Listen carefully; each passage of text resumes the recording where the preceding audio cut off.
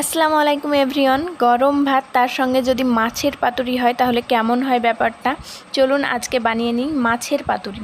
এখানে আমি 4 পিস মাছ নিয়েছি, রুই মাছ। সেখানে দিয়ে দেব লেবুর রস কিছুটা পরিমাণে আর লবণ। এবার আমি রেখে দেব ম্যারিনেট করে প্রায় 40 মিনিট মতো। এদিকে ম্যারিনেট হতে হতে আমি চলে গেলাম কুমড়োর পাতা আনতে, যেহেতু আমি কুমড়োর পাতায় বানাবো পাতুরিটা। আপনারা চাইলে কলা পাতাতেও বানাতে পারেন। এরপরে আমি একটা মিক্সির জারে দিয়ে দেব সর্ষে এবং পোস্ত আর পরিমাণ মতো কিছুটা কাঁচা লঙ্কা। আমি যেহেতু ঝাল খেতে পছন্দ করি তাই অনেকগুলো কাঁচা লঙ্কাই আমি এখানে ব্যবহার করেছি, আপনারা আপনাদের স্বাদ মতো ব্যবহার করবেন। এবার এগুলিকে ভালোভাবে বাটনা করে নিতে হবে। এবার আমি সেই বাটনাগুলো দিয়ে দেব মাছের ওপর, আর দিয়ে দিয়েছি সামান্য হলুদ আর লবণ, আরও একটু দিয়েছিলাম। এবার দিয়ে দেব সরিষার তেল। এবার কিন্তু ভালোভাবে ম্যারিনেট করে আবারও রেখে দেব প্রায় 30 থেকে 40 মিনিট। ভালোভাবে কিন্তু মাছের গায়ে সমস্ত মশলা মাখিয়ে নিতে হবে। এখানে দেখতেই পাচ্ছেন, আমাকে অনেকেই পার্সোনালভাবে জিজ্ঞেস করেছেন যে এত রান্নার ভিডিও দিচ্ছ, রেসিপি কার কাছে শিখেছো?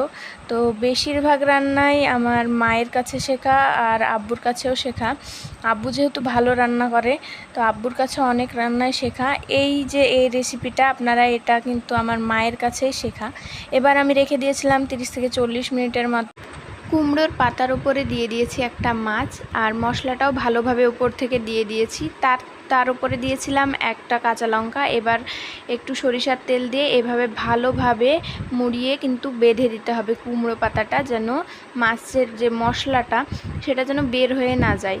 দেখতেই পাচ্ছেন কি সুন্দরভাবে আমি মুড়িয়ে নিয়েছি। এভাবেই আপনারা কিন্তু মুড়িয়ে নেবেন। এবার আমি সুতো দিয়ে ভালো করে বেঁধে দেব।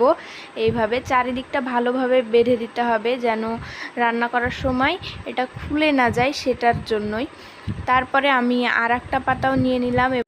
মাছটা রাখার আগেই পাতাটায় একটু মশলা দিয়ে দিলাম। তারপরে মাছটা রেখেও মাছের ওপর থেকেও কিন্তু আমি মশলা দিয়ে দেবো ভালোভাবে মাছটাও মশলাতে মাখানো ছিল, তাও ওপর থেকে মশলাটা বেশি করে দিলে বেশি ভালো হয় খেতে। এবার ওপর থেকে দিয়ে দিলাম একটা কাঁচা লঙ্কা ও কিছুটা সরিষার তেল। এই যে সরিষার তেলের ঝাঁঝটা পাতুরির টেস্টটাকে আরও ভালো করে দেয়।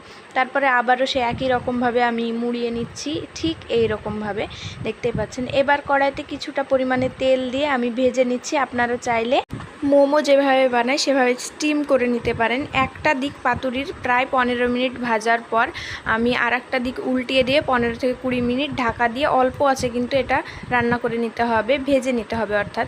তো এইভাবে আমাদের পাতুরি কিন্তু একদম রেডি হয়ে গেছে, আর ভালোভাবে সেদ্ধ হয়েছিল, দারুণ হয়েছিল খেতে। আপনারা সবাই ভালো থাকবেন। এই পর্যন্তই, আল্লাহ হাফেজ।